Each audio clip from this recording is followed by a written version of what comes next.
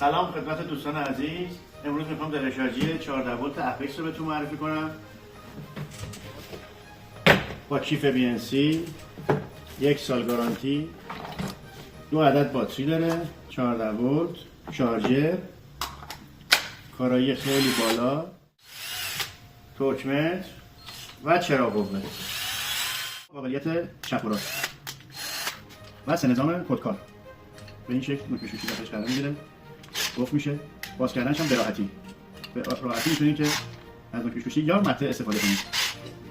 مثلا که ببینید مته رو داخلش قرار میدیم، خیلی به آسونی با دست سه نظام قفل میشه، به راحتی هم باز میشه. تورکمتر برای قسمتی که بخواد پیش مثلا زیاد از حد سفت نشه از این استفاده میکنید. این قسمت چکشی و قسمت مته و پیچ.